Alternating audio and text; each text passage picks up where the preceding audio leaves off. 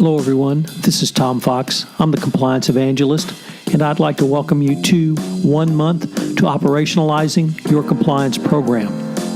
This month I'm proud to announce a sponsor who will be with me all month. It is Oversight Systems. Recent developments at the Department of Justice and Securities and Exchange Commission have emphasized the operationalization of your corporate compliance program as the best defense to an FCPA enforcement action. It has also increased awareness that corporations need to evaluate and drive their compliance programs into the very fabric of their organizations. The best practices of an operationalized compliance program is set out in the recently released Department of Justice Evaluation of Corporate Compliance Programs. Oversight's automatic transaction monitoring solution, Insights on Demand for FCPA, operationalizes your compliance program. For more information, go to oversightsystems.com. Last month, the Department of Justice very quietly released a document entitled Evaluation of Corporate Compliance Programs on the Fraud Section website. The document is an 11-part list of questions which encapsulates the DOJ's most current thinking on what constitutes a best practices compliance program. Within the list are some 46 different questions that a chief compliance officer or compliance practitioner can use to benchmark a compliance program. In short, it is an incredibly valuable and most significantly useful resource for every compliance practitioner. The document has one clear theme that I will be exploring this month, that you must operationalize your compliance program. I hope you will join me for the month of March to learn how to operationalize your compliance program. Day 8, the risk management process. Operationalizing your compliance program can take many shapes and forms. Using the entire risk management process to embed your compliance program within the contours of your organization is an important key step, as it will allow you to have full visibility of your compliance risk through a longer life cycle. Forecasting allows you to consider your business strategy and weigh the risks you can foresee. Risk assessments allow you to evaluate and measure known risks. Risk monitoring allows you to monitor both the compliance risks you know and those you do not know but detect on an ongoing basis. There are several key lessons to be considered by any chief compliance officer or compliance practitioner. The first is the process around risk management. Most compliance practitioners understand the need for a risk assessment as it is articulated in Hallmark 4 of the 10 hallmarks of an effective compliance program. The FCPA guidance says assessment of risk is fundamental to developing a strong compliance program and is another factor the DOJ and SEC will evaluate when assessing a company's compliance program. In addition to this business case, the guidance also specifies the enforcement reasons for performing a risk assessment.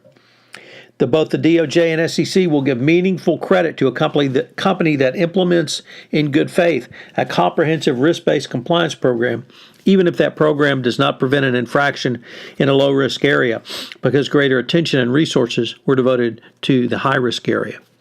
Certainly, the evaluation of corporate compliance programs builds upon this by not only specifying and mandating a root cause analysis for any issues or violations that would arise, but discussing the risk management process through both risk assessments and remediation of the risks going forward.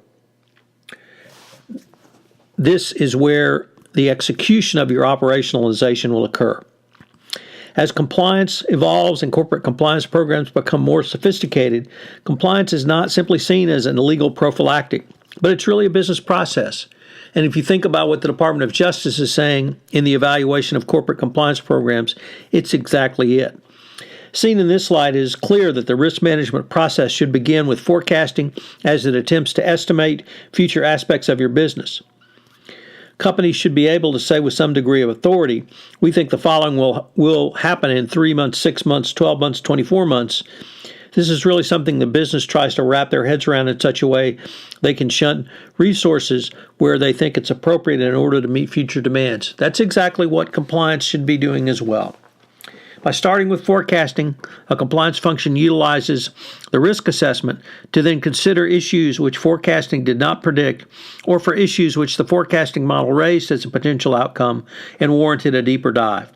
If you are moving into a new product or sales area, or are required to use third-party sales agents, a risk assessment would provide information that a company could then use to ameliorate those risks. Risk-based monitoring follows on from these issues that your risk assessment identified as your highest risks. Risk-based monitoring tends to look at things on an ongoing basis, and the models that are behind risk-based modeling, they are continuously refined based upon incoming data.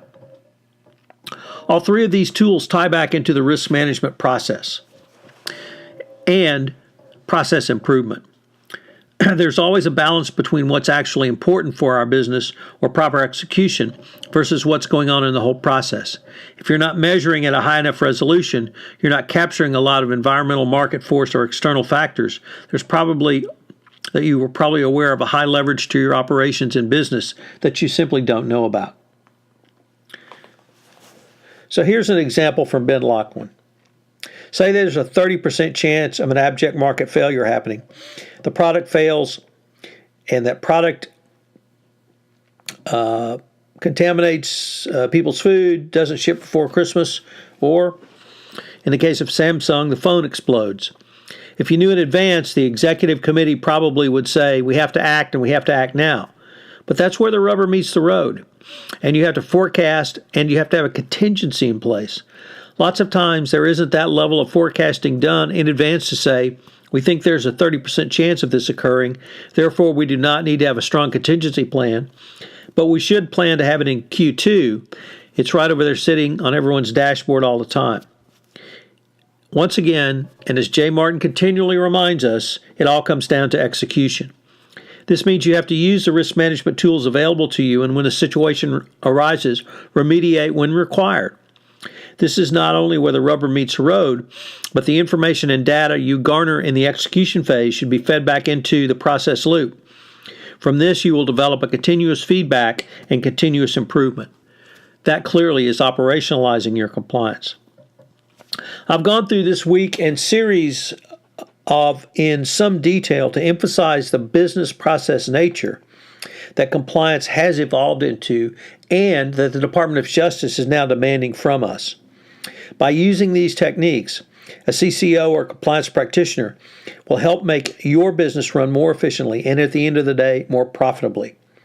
The more you can bring these types of insights to a chief executive, the more you demonstrate how much compliance adds to the bottom line.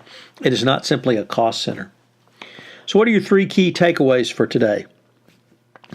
Number one, the risk management process is an important backbone of operationalizing compliance.